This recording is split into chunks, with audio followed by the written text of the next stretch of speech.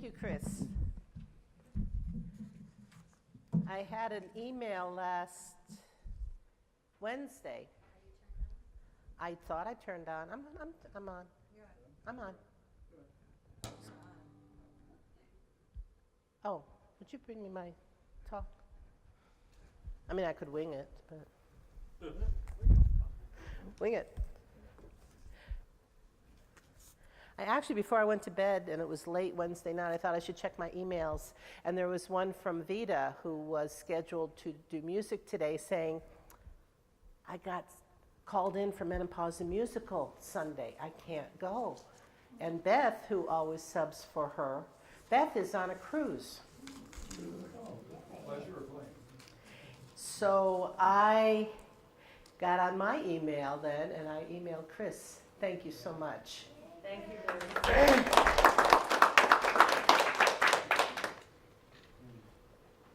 All right.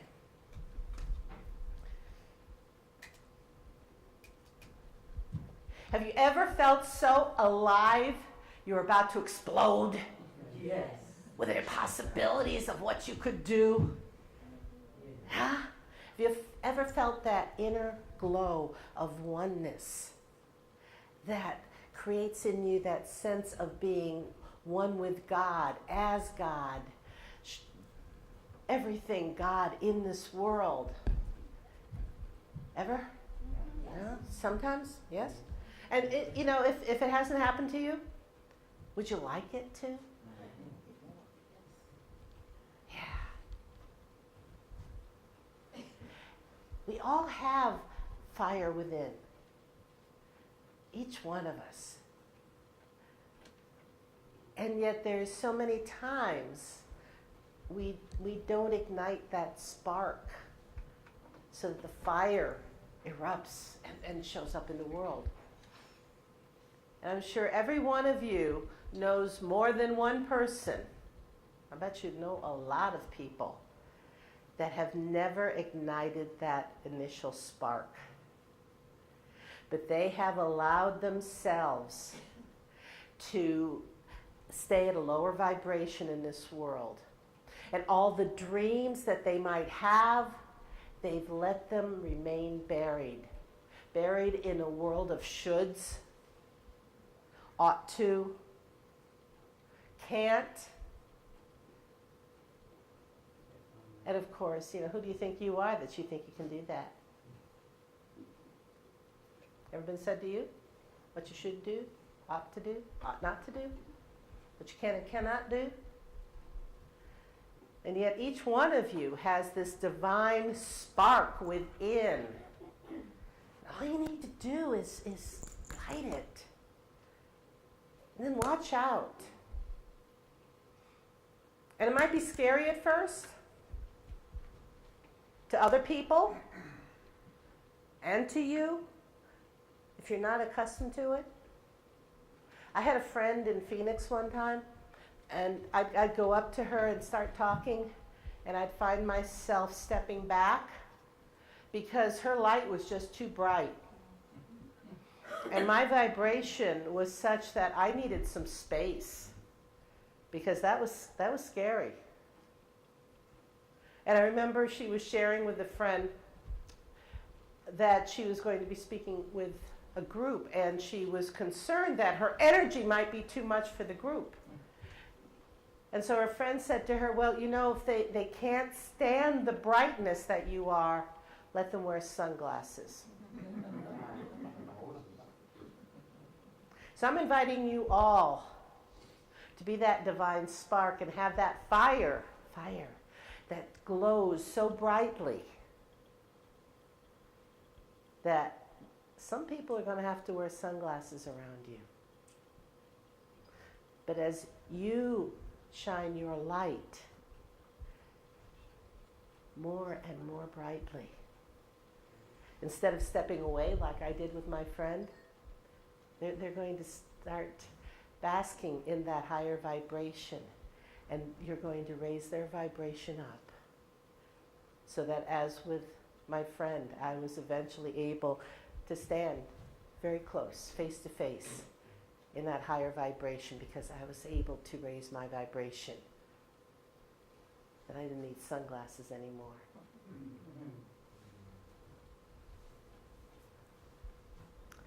Remember the movie Castaway, Tom Hanks movie? He played FedEx employee Chuck Nolan. And he was stranded after the plane crashed on a desert island that was uninhabited. I remember watching the movie as Tom Hanks was figuring out how he was going to survive.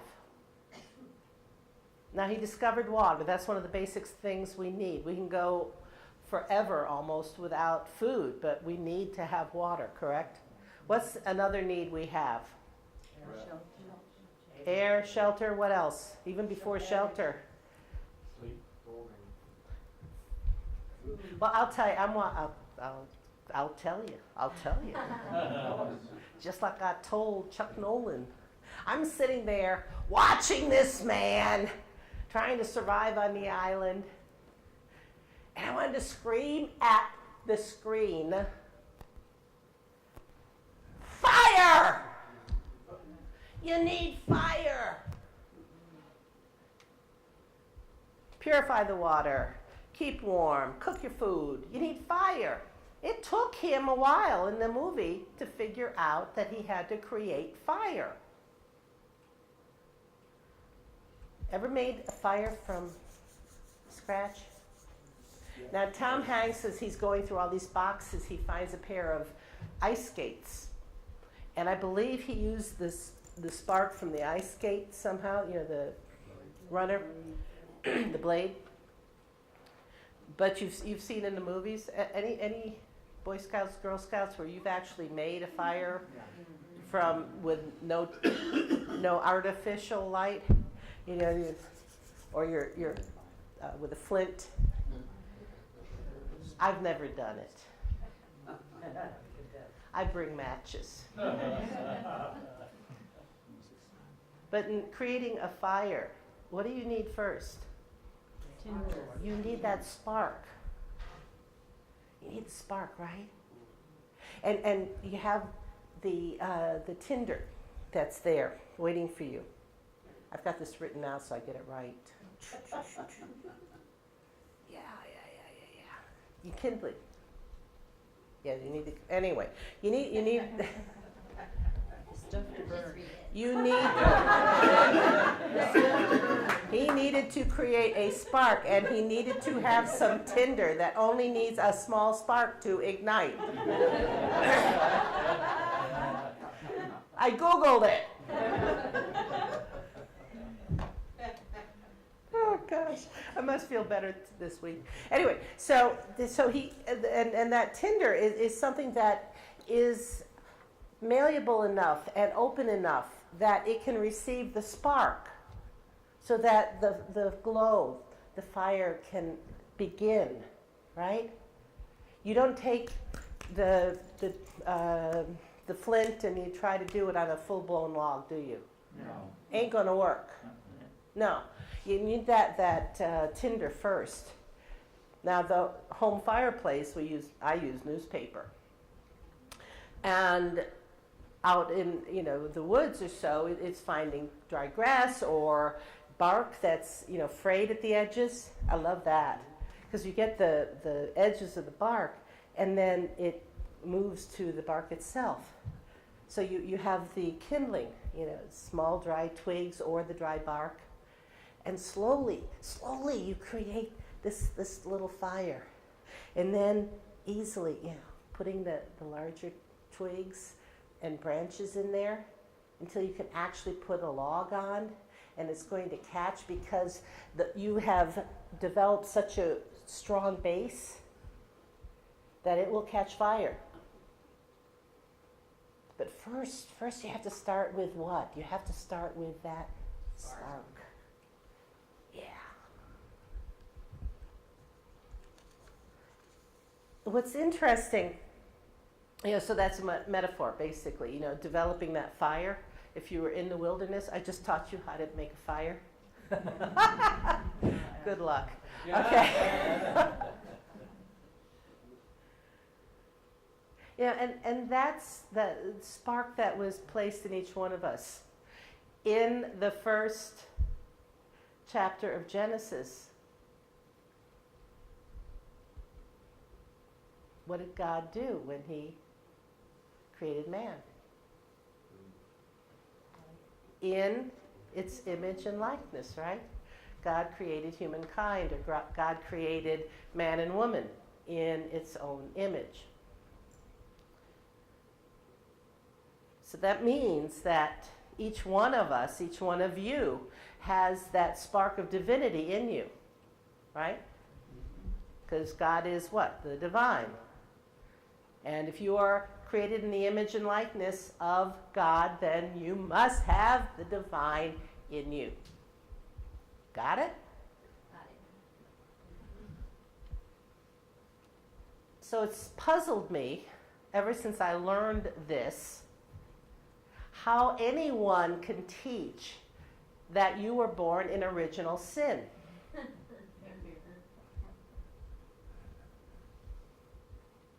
You're created in the image and likeness of God, and you're born in original sin. Does that make sense? Doesn't make sense to me either. It's kind of like politics.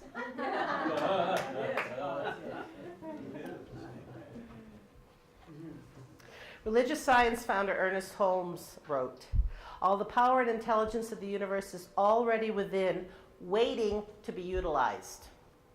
The divine spark must be fanned into a blaze of the living fire of your own divinity."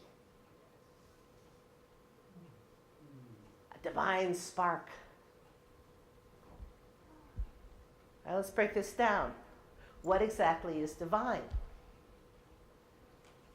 According to one of my favorite spiritual teachers, Webster, divine is relating to or proceeding directly from God. So if you and I are created in the image and likeness of God, it would be reasonable to conclude that we have a spark of the divine within. Yes? Yes. Yes. I wrote that down too. Yes? Yes. Because I knew you'd say yes. I have faith in you. And I think that's one of the things that makes Unity and New Thought unique. If you're new to Unity, Unity and religious science fall under a general heading of New Thought. We go back to the basic teachings of the Bible, endeavoring to shed the layers and layers of politicizing and creating interpretations to serve man versus God. I've had people say, well, are you Protestant? Because we're not Catholic. And we say we're Christian. And I'll say, well, and we're not, yeah. And I'll say, no, we're not protesting anything. But we're under New Thought because we're going back to the original.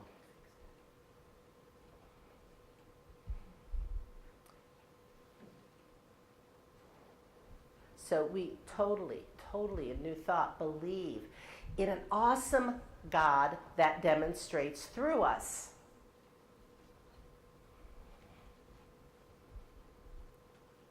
At least it does when we allow it to.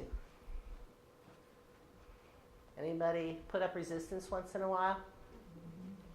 Yeah, okay. And if you all aren't saying yes inside, then you're lying. So let's take spark, and let's, because we have the divine spark, right? And let's create an acronym. And we have to do that because that's what I wrote.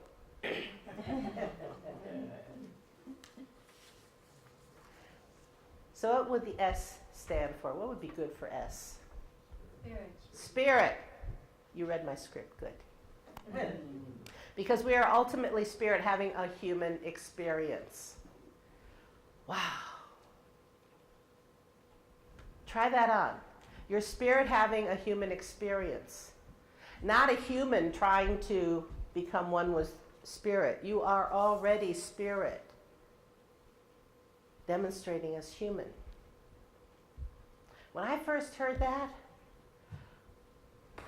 I did not have a landing page for that. Yeah.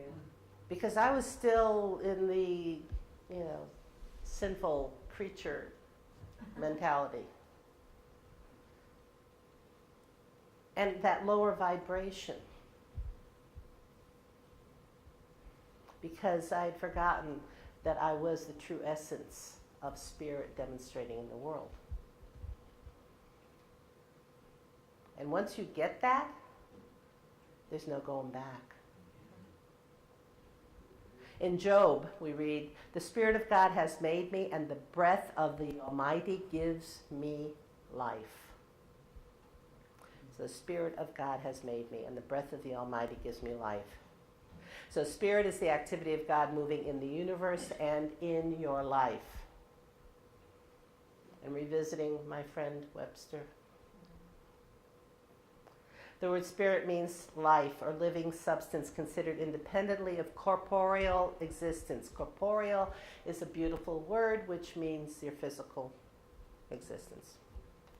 It's an intelligence conceived of apart from any physical organization or embodiment. So spirit is a vital essence, a force or energy as distinct from matter. That's spirit. And according to Unity co-founder Charles Fillmore, the Holy Spirit is in the world today with great power and wisdom, ready to be poured upon all who look to it for guidance. Okay, let's stop there. It's in the world today. Now, he wrote this maybe, 80 years ago. Today means today. Today means this moment. Right? So the Holy Spirit is the great power and wisdom demonstrating right now, right now. Now just left, no, it's now. Always, always with us. Okay? Ready to be poured upon all who look to it for guidance. Well, there's a little trick there. You have to look to it. You have to look for it. You have to look to it for your guidance. If you want to go on oblivious and unconscious, remember, you and I were created with free will. We have the free will to ignore God. It's not as much fun. It's not as invigorating, but we have the free will.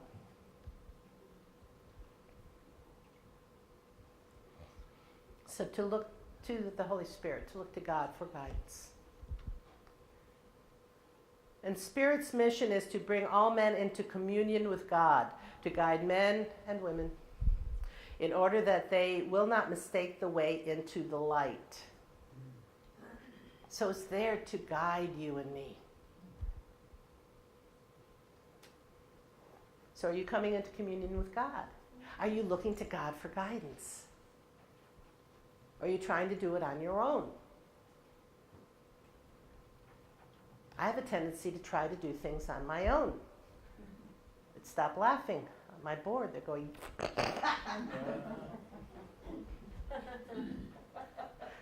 You see? Guess who's on the board? The one laughing. Okay.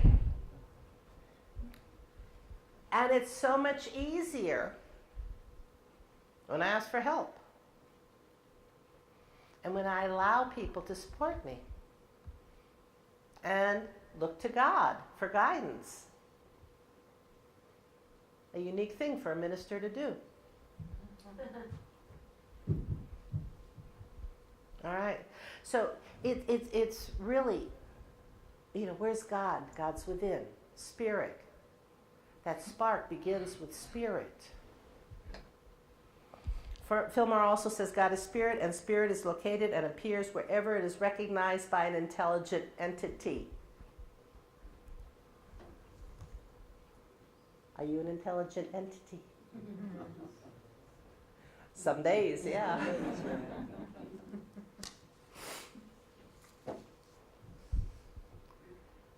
Let's go to P. I could talk more on power, but let's move. Or There. That's a good one. Not the one I wrote down. That's the P in spark. There you go. Power and presence. Power and presence. You know, every Sunday morning, what do we affirm? There is only one power and presence in the universe and in my life. Right. God the good, all-knowing, unlimited, everywhere present.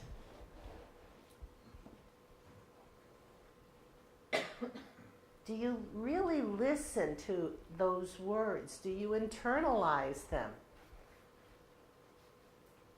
And we keep repeating them.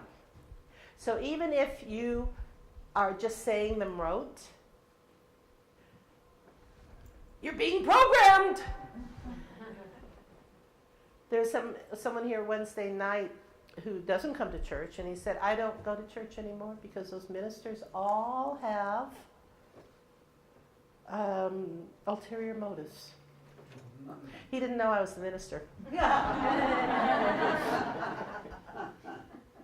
And I laughed. And if I had had the opportunity to interject, I would have said, of course we do. Our ulterior motive is that you be enlightened and transformed. One power and one presence. And somewhere there's that spark within you that keeps telling you that.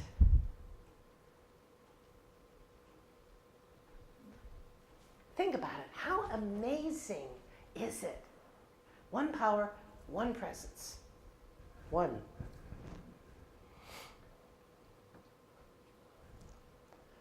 If there's only one, what's the law of physics? Can you have two things? How's that for a physics term? Gosh, I should have Googled that too. But can more than one object occupy the same space? It will cancel each other out. Quantum physics. Can it? No. So if there's one power and one presence, can there be the devil? No.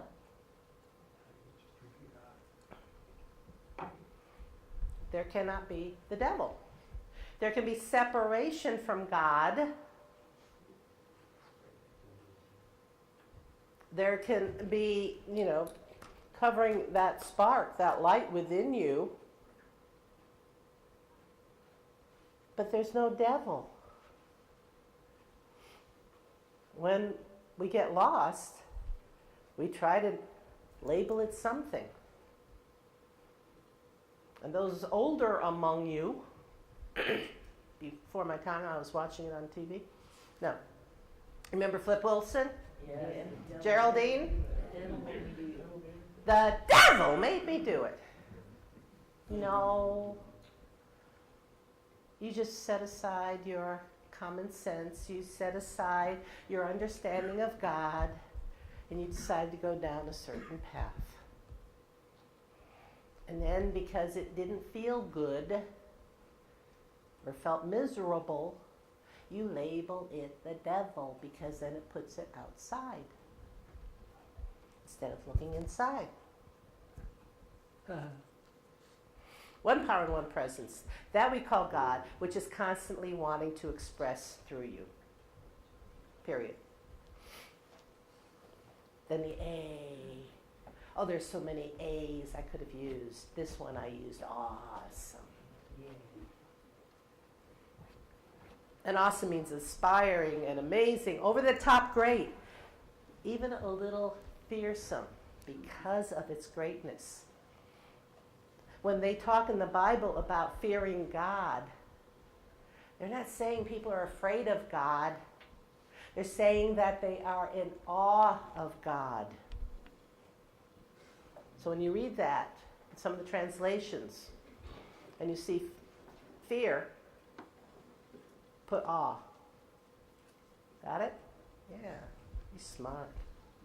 There's a popular Christian song, and it proclaims, our God is an awesome God. He reigns from heaven above. With wisdom, power, and love, our God is an awesome God. Ever had people saying, oh, I've got to pray to God, I've got to tell God how big my problems are? And what's the response to that? Tell your problems how big your God is. Because your God is an awesome God. And that God reigns when you're open and receptive and you allow God to express through you and put your faith in God. The problems dissolve. So when it's talking about God reigns from heaven above, that's the higher vibration, that's the higher consciousness. That's where we need to go. So A is for awesome, just like you are.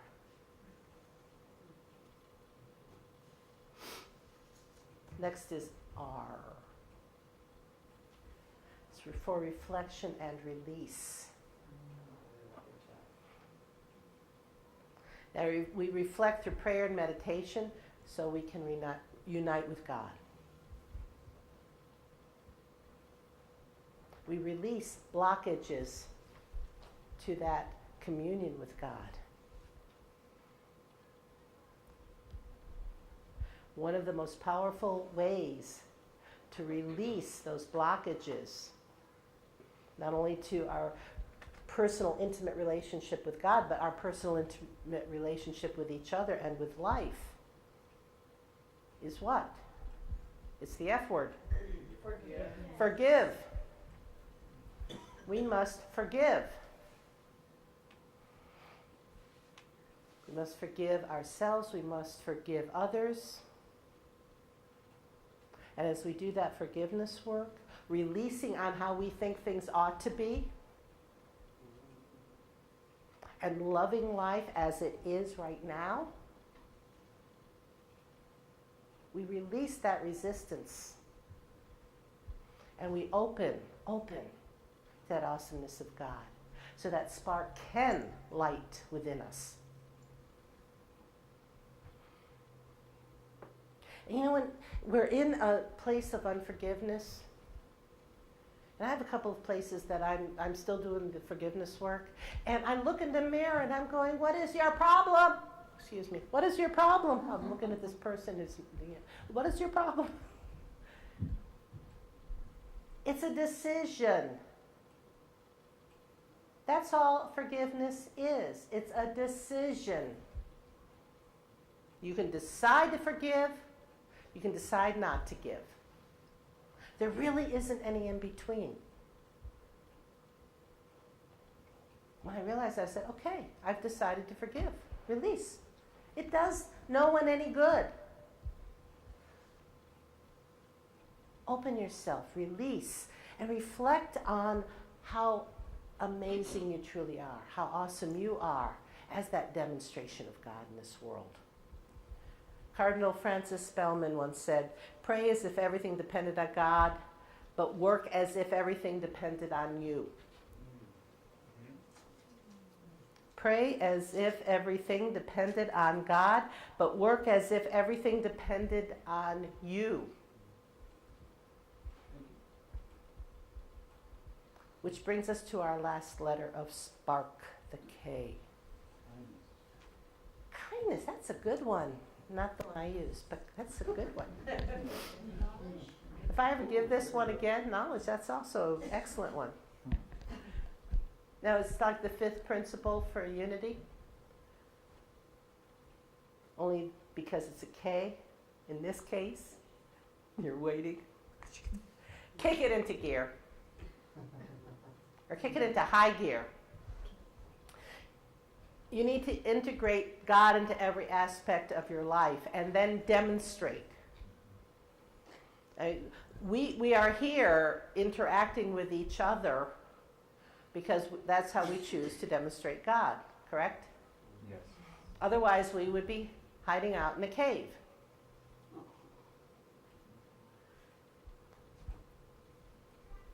Kick it into high gear as we interact with each other. Practice the principles.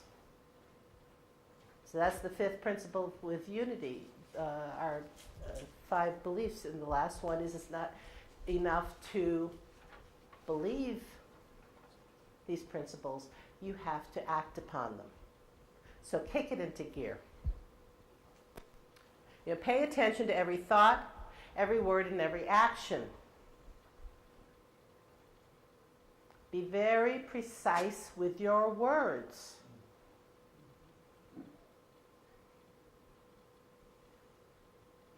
And you might, and yes, you can get away with a little sloppiness, because it's what you focus on truly is what you're demonstrating. The challenge, however, is if you get in the habit of those sloppy words, that's what you'll begin inviting into your life. So be very conscious and be very precise. I was with someone earlier in the week, and we were talking about his dream. And he's stepping into the place of, yes, this is my vision.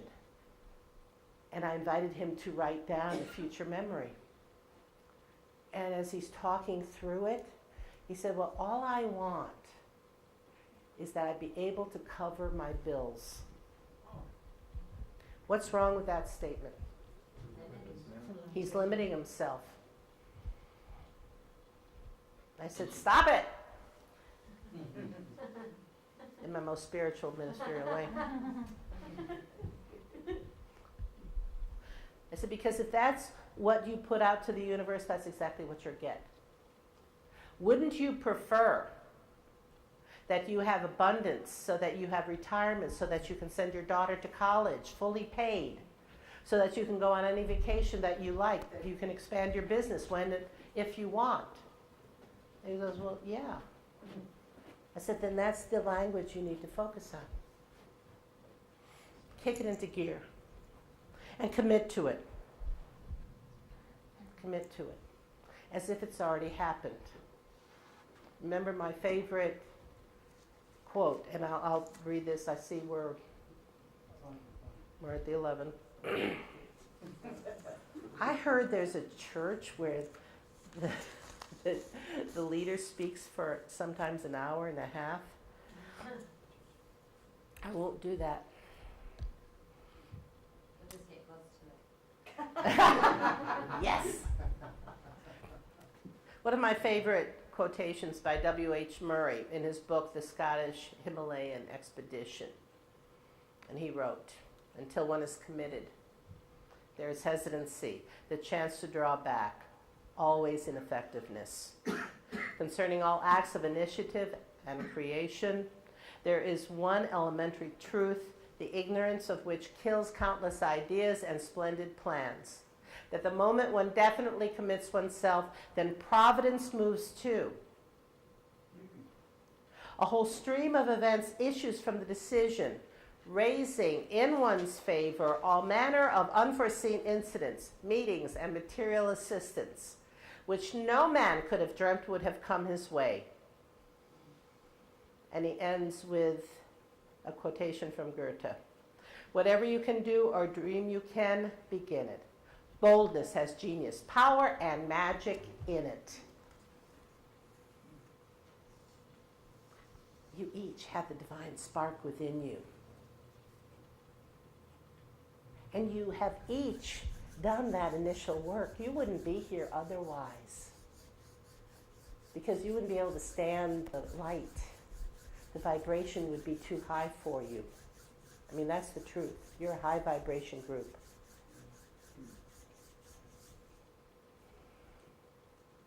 So now, are you ready to commit to it? Are you willing to commit? Yes. Thank you. Terry Cole Whitaker, in her book Dare to Be Great, says, why not shoot for the stars? You just may reach the stars, and if not, you will most certainly attain that which is way beyond anything you could have imagined or acquired had you settled for that small hill. So this is January, beginning of a new year, 2016. It's leap year. You get an extra day to play with. So light that divine spark and fan it into a great fire. So that next December you look back and you say, oh my goodness, look what I did. I am created in the image and likeness of God. I am the spark of the divine, shining brilliantly in this world. And so it is. So it is.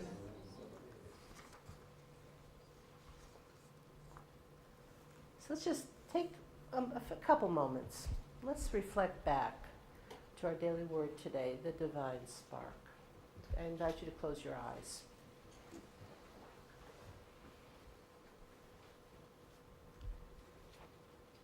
The divine spark within guarantees my success. Breathe into that. Breathe deeply in that power and presence of God that is always flowing in and through you.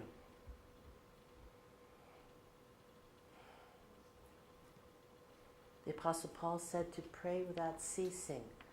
Think of it. When God breathed life into man in the creation story,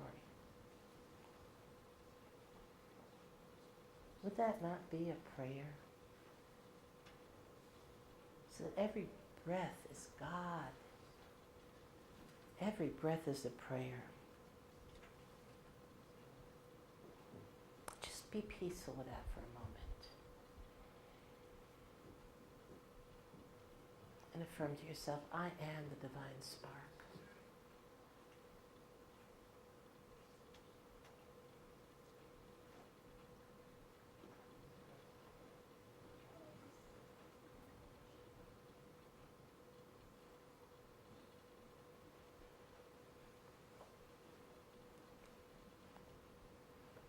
And so it is.